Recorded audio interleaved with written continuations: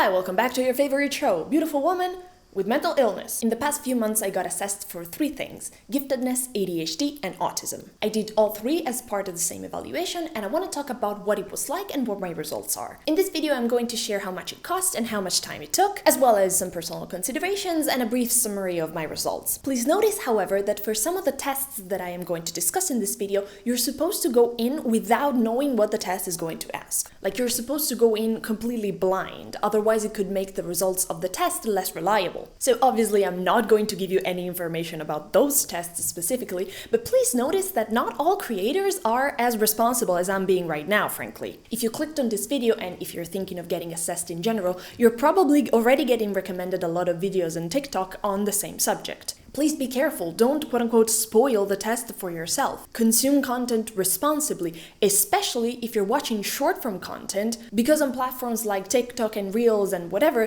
you don't really get to decide what you get. So yeah, be careful out there. There is a lot of misinformation out there on these conditions. Dr. Anna Yudin recently put out a video on ADHD misinformation, which I think was an interesting watch. And I really didn't want to participate in that, so I put a lot of effort into researching this video, and also I paid a friend of mine who is getting his PhD in psychology and who has administered some of these tests to his patients before. I paid him to read through the script and fact-check everything that I say. And I can assure that the information in this video is trustworthy, even if I myself, of course, am not an expert. For the record, I can't say the name of my friend because he has to adhere to strict guidelines over endorsements, but you know who you are, thank you very much. If you are a friend of mine and you're thinking about getting assessed for any of these things, or if you just got diagnosed with any of these, I am more than happy to talk about this whole process as much as you want. I'm also okay with sharing more personal information and details that do not belong in a public video. So feel free to send me a text or DM anytime. For everyone else, however, I am going to put all the useful information that I have into this video,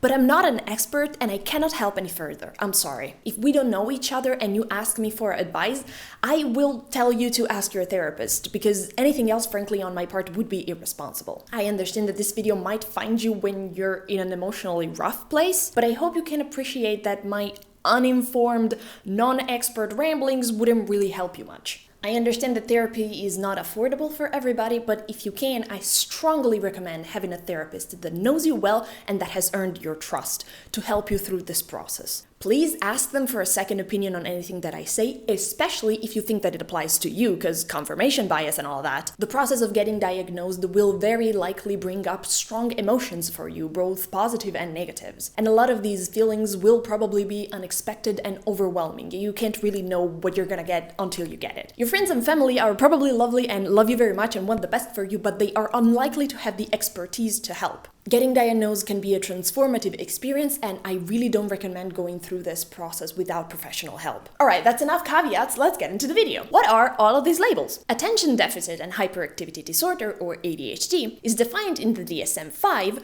as a neurodevelopmental disorder characterized by developmentally inappropriate and maladaptive levels of inattention, impulsivity, and hyperactivity, occurring in multiple settings with an onset prior to age 12. ADHD can manifest itself in 3 subtypes: the predominantly inattentive one, for people who mostly struggle with inattention; the combined type, for people who on top of inattention also struggle with impulsivity and hyperactivity; and the predominantly hyperactive one, which is very rare, for people who mostly struggle with hyperactivity and impulsivity. ADHD comes with many challenges, but it also has been linked to heightened creativity, cognitive flexibility, and adaptability. Autism spectrum disorder is a condition characterized by differences in social interactions and verbal and nonverbal communication, and by restricted, repetitive, or stereotyped behavior. It can occur with or without intellectual disability. ASD affects how the brain processes information, although exactly how this occurs is still under investigation. Giftedness is a neurodivergent that consists mainly of high cognitive functioning, which then can be expressed in many complex ways. Any individual can be born with giftedness, regardless of their identity or cultural background. There is not always a consensus on what giftedness is. Giftedness influences most areas of life. It can manifest as intelligence or creativity that gifted people generally possess to a higher or more intense degree than non-gifted people, but giftedness can also come with higher sensitivity and overexcitability, although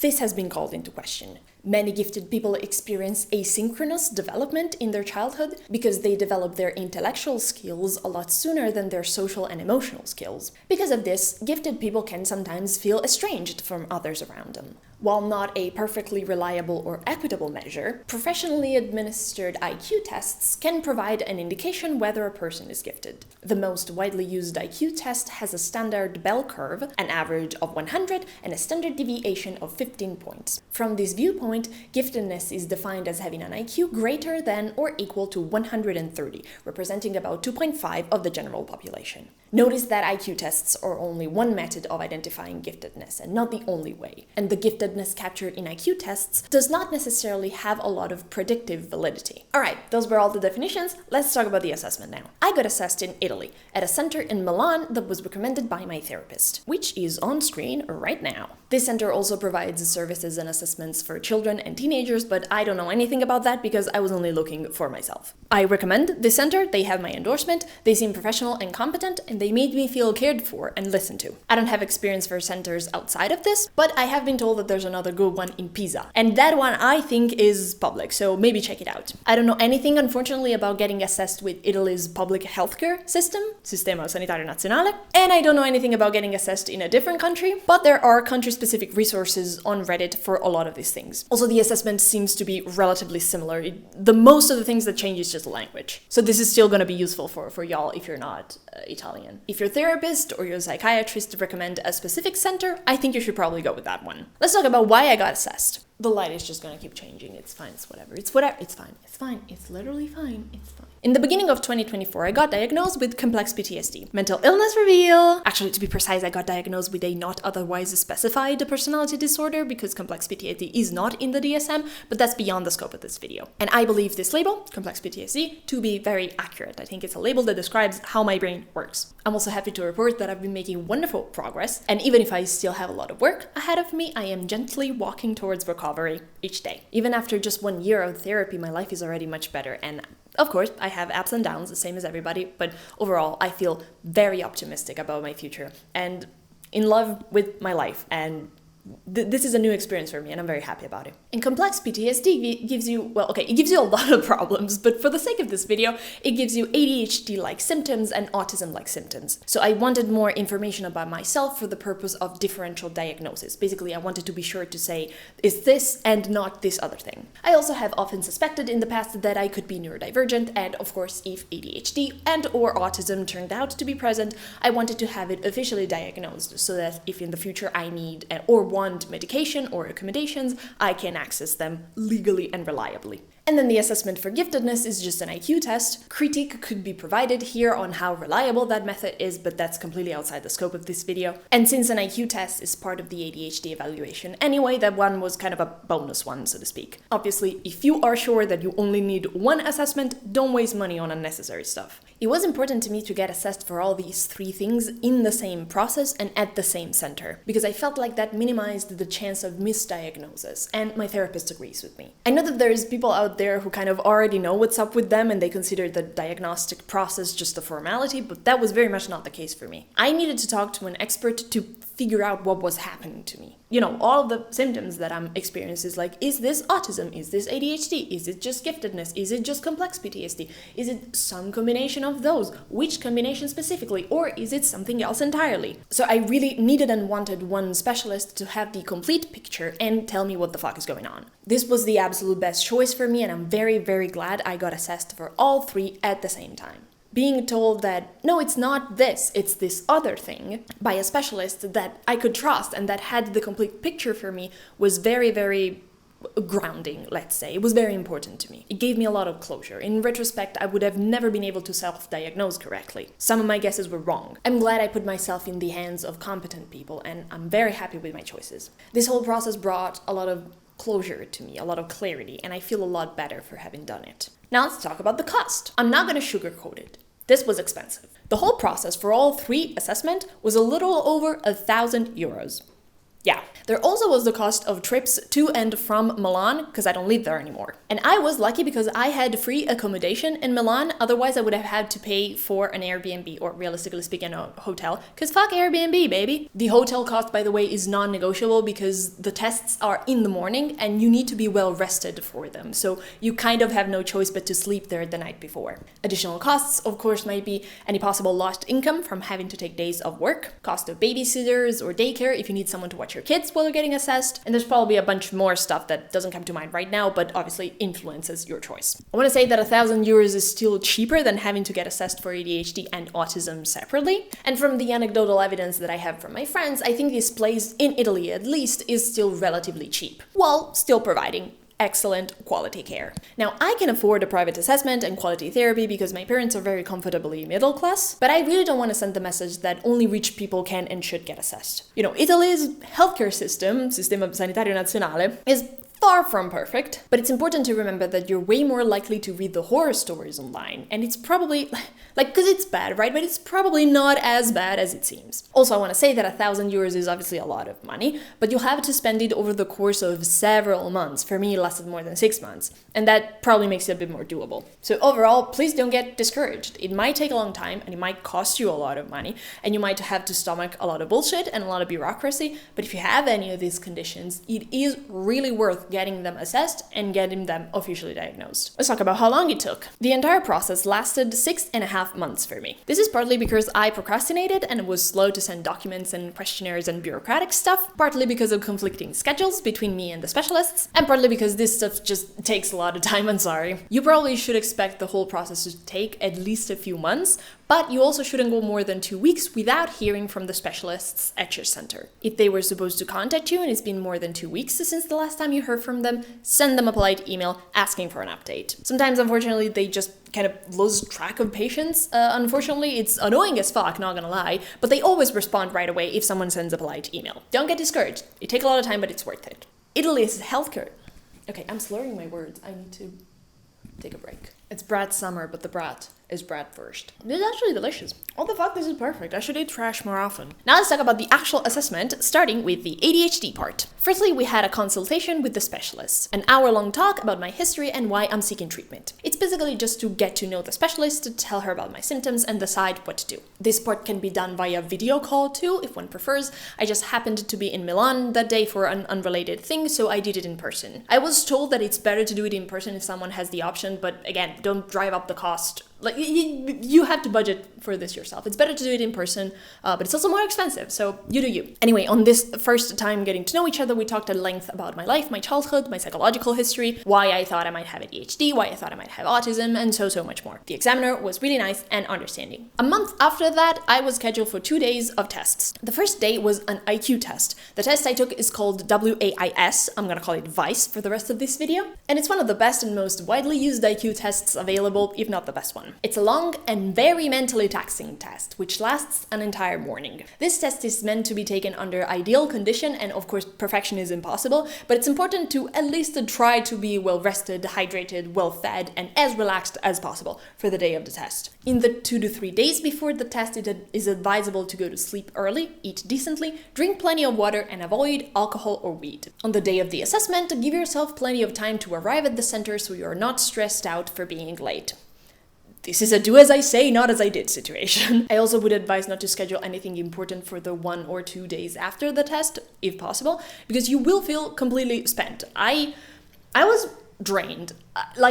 Girl, I put my whole pussy into this test. Before we move on, I want to make a quick note on IQ tests, because I know that a lot of folks, especially here on the left, are a bit skeptical of the concept of IQ. So I want to take some time to unpack some misconceptions that I saw floating around on the internet. A complete discussion of the controversial history of IQ is completely beyond the scope of this video. There's other video essays, though, that touch on this subject that I really enjoyed. I'm gonna leave them on the screen. But I want to briefly touch on why it makes sense for an IQ test to be part of the ADHD assessment. Firstly, you want to be able to rule out cognitive deficits, or if cognitive deficits are present, which is not shameful. Literally half of the population is below average IQ by definition. You want to be able to diagnose them and get accommodations for them. An IQ test can also help you identify learning disabilities. People with learning disabilities are often fine in cognitive tests, but they struggle in academic areas a lot more than they quote-unquote should, for their IQ at least. So if you score above average on an IQ test, but you are struggling significantly in academic areas, that might be a sign that something like dyslexia needs to be explored, for example. Also, giftedness and high IQ can mask symptoms of ADHD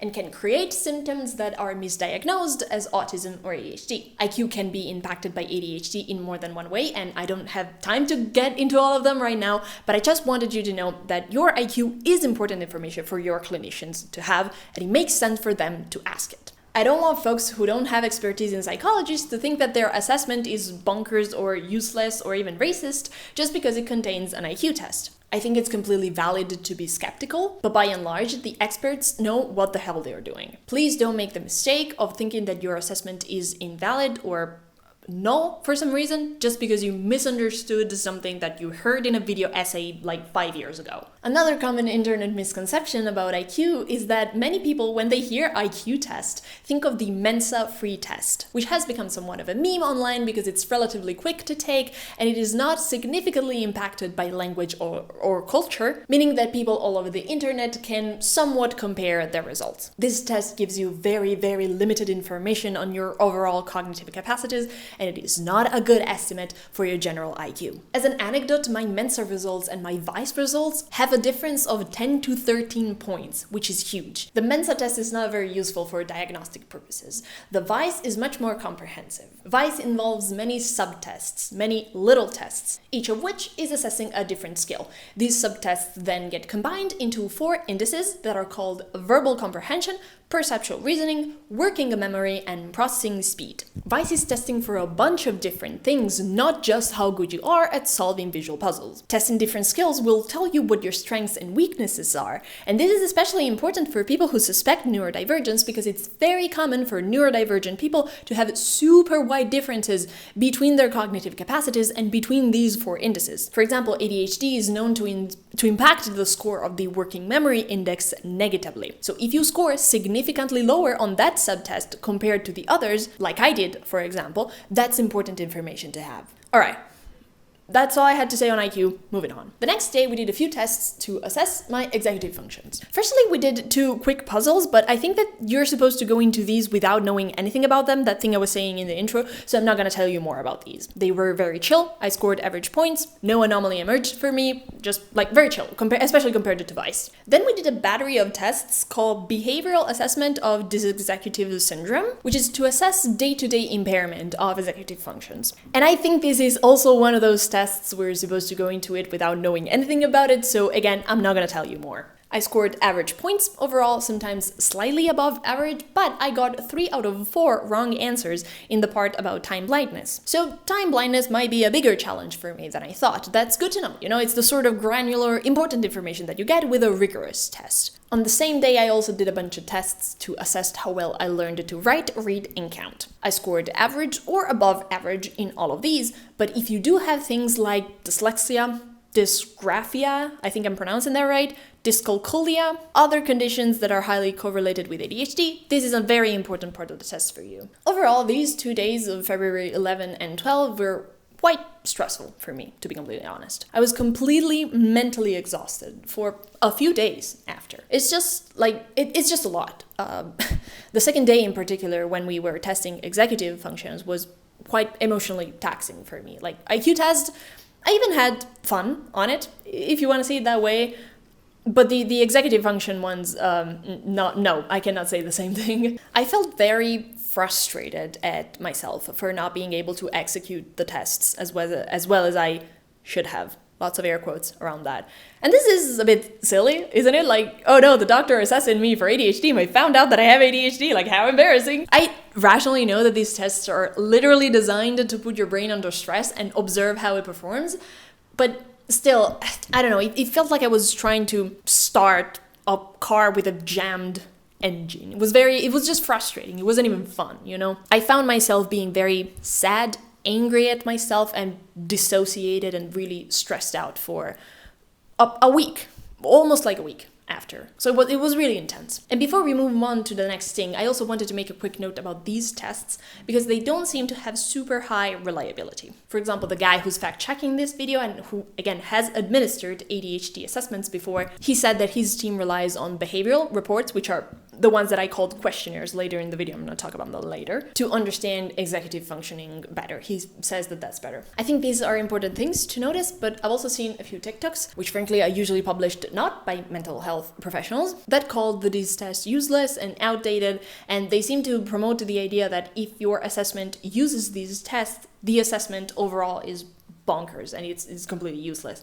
I think that's taking it too far. I think it's important to use these tests because they are normed and standardized. Also, I want to notice that my therapist says that these tests are especially important for people with complex PTSD because unfortunately complex PTSD makes the results of self-report and questionnaires less reliable. I think as long as the clinician is taking the time to get to know you and understand your struggles, and as long as you are getting assessed at a center that is reliable and operated by people with the right qualifications, I would advise you to trust them over the information that you find online. I also want to warn you that depending on where you live, these tests might be very important for getting access to medication. It might feel unfair, but we are ultimately talking about a diagnosis that gives access to pretty strong prescription meds. Like, stimulants can be awesome, but they also have significant side effects, especially over the long term. Some are of the opinion that the pandemic led to an overprescription of ADHD meds due to the lack of using these tests, which are again standardized norms. And I think this is an important perspective to take into account that doesn't always make it into the most sensational TikToks and stuff like that.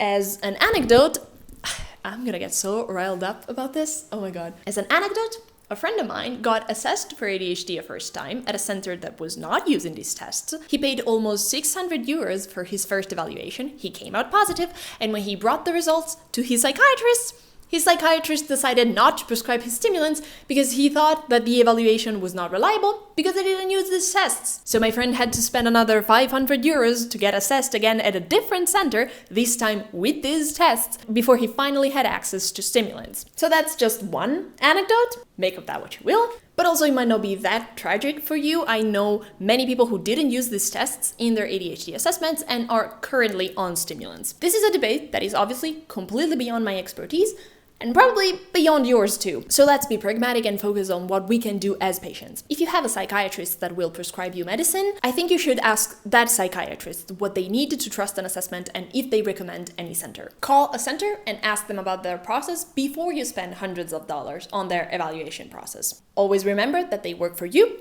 not the other way around. All right, let's talk about behavioral reports, or as I call them, questionnaires. Still on the same day, once I was done with tests, I got to answer a bunch of questionnaires about my life and childhood. These questionnaires are filled with things like, I don't pay enough attention to details or make careless mistakes. And then you have to say how much this statement describes you on a scale from 1 to 4. Or, do you have problems remembering dates and deadlines? And you have to say how often it happens, choosing between never, rarely, sometimes, often, and very often. So it's just a lot of questions like that. Some about your behavior in the last 6 to 12 months, and some about your behavior as a child, usually ages 5 to 12. Some of these questionnaires are going to be administered by the person that is evaluating you, and this is a good occasion for them to get to know you more, to ask questions about your life and your situation. This is a time to share about your struggles and which areas of your life are more difficult for you, but also your successes. If one of the questions brings up an issue that you used to struggle with earlier in adulthood, but don't struggle with anymore, I recommend mentioning that and talking about the quote-unquote solutions that you've found for yourself so far. You'll also probably be given a bunch of questionnaires to fill out yourself, and a bunch more questionnaires for your friends and family. Here's how to find people to give questionnaires to.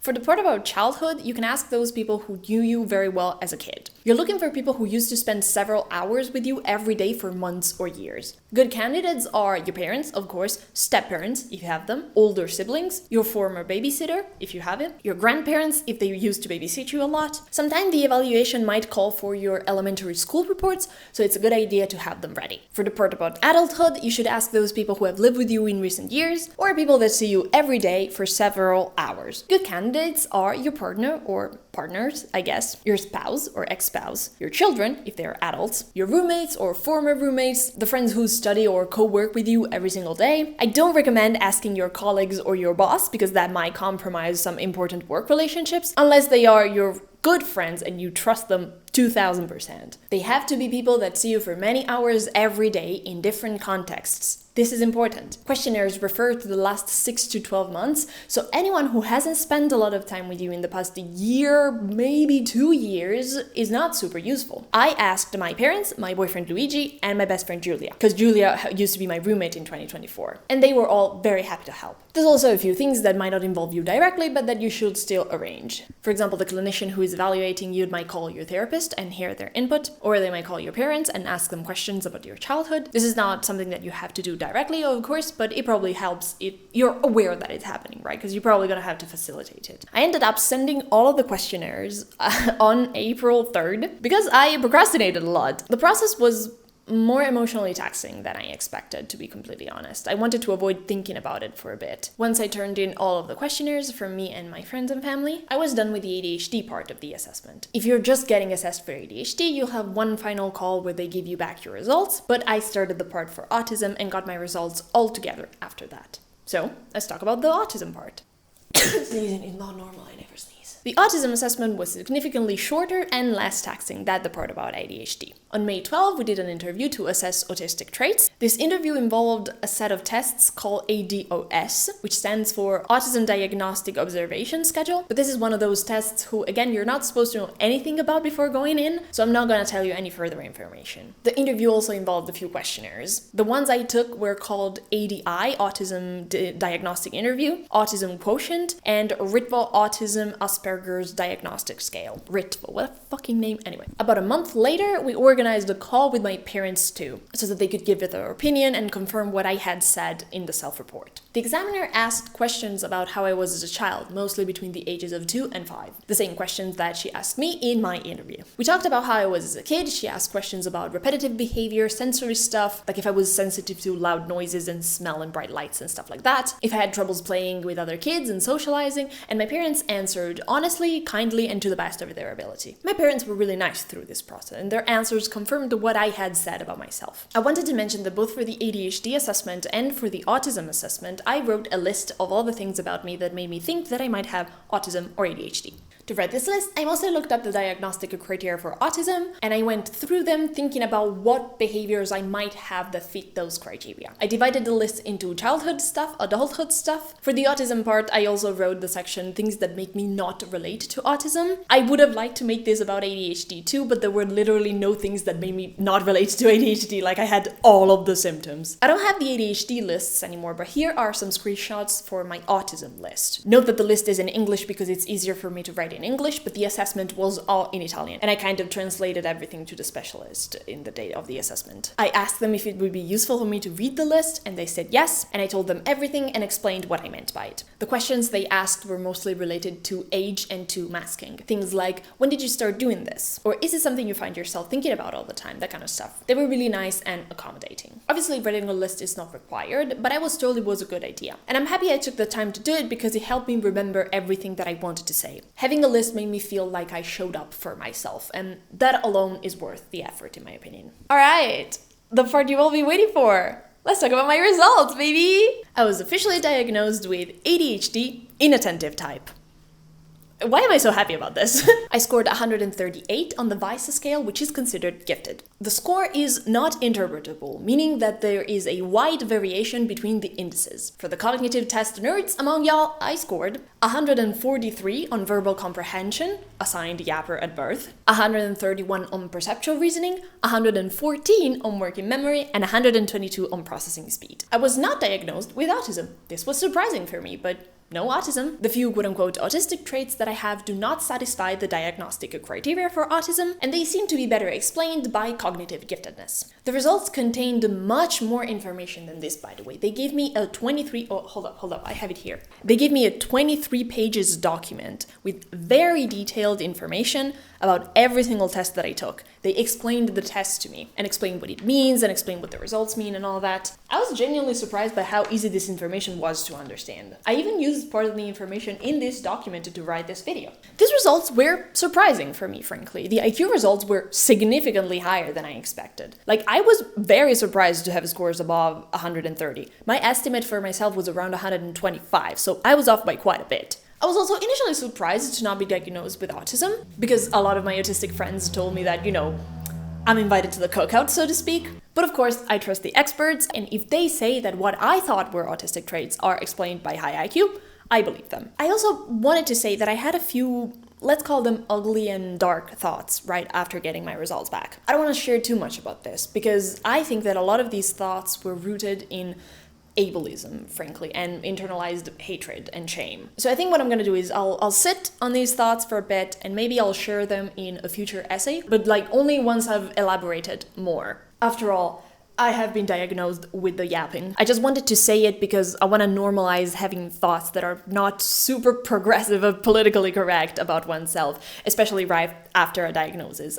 We don't have to share those thoughts, we don't have to defend them intellectually, of course, but we want to have grace towards ourselves and others when we have them in private, in the private of my own mind, in the privacy of my friendships and stuff like that. Do you know what I mean? Overall, getting assessed provided a lot of closure for me, a lot of clarity. And I'm grateful to have an explanation for my weird little quirks and for a lot of the struggles that I've had since childhood. I'm glad I was pointed in the right direction. I'm glad I can exclude autism and also have an explanation for my traits that quote-unquote seem autistic. Now I can stop overthinking what might be the explanation for those behaviors, and I can get on with my life and start finding ways to manage them. Even with those dark thoughts, I feel a renewed sense of appreciation for my brain and a strong motivation to learn more about it. Speaking of which, I have ordered the most recommended books on ADHD and giftedness, and I probably will tell you all about them once I am done reading them. Here's a list of books that I want to read in the next few months. So, about ADHD. There's How to Keep House While Drowning by Casey David, and I'm putting this one first because I actually read this one, and it was really good, and I really recommend it already. Scattered Minds by Gabor Mate. I actually also already read this one, and it was really good, but I want to reread it with this new insight of the diagnostic and all that. Then I have Taking Charge of Adult ADHD. Let's go, baby. There's ADHD 2.0. Sorry, this is super overexposed. There's The ADHD Effect on Marriage, which I ordered, but is not here yet. There's Women with Attention Deficit Disorder. There's Organizing Solutions for People with ADHD. And there's ADHD Money, because having rich parents is not an excuse to be broke and stressed out about money for the rest of your life. And there's also a bunch of books about giftedness. Here with me I have The Gifted Adult, a revolutionary guide for liberating everyday genius, because every single book about giftedness has the most obnoxious title that you have ever heard in your life. We don't choose the titles, okay? We don't choose the titles. This is not the branding that we would have gone for. Also, I'm waiting to get delivered Living with Intensity, and the one that I'm probably the most excited about, which is Searching for Meaning by James T. Webb. We'll update y'all once I'm through all of them. There's also a few topics related to these diagnoses that I would like to explore in my future essays. For example, I'm very interested in the controversial history of IQ and the limits of that concept. I've also been writing a video about intelligence as a social construct, kind of like the politics of looking smart to others, so to speak. I also reflected a lot on the idea of self-diagnosis, and I want to share those insights that might be useful to other people, but I'm also self-aware that I have to think about it more. Because right now, my gut feeling on self-diagnosis is this kind of these kids today and their phones, and we don't need more of that, right? We don't need more of that. I also have been thinking a lot about the intersection between neurodivergence and misogyny, so I might crank out a short essay or two about that. I'm not officially committing to any of these ideas, I'm just yapping.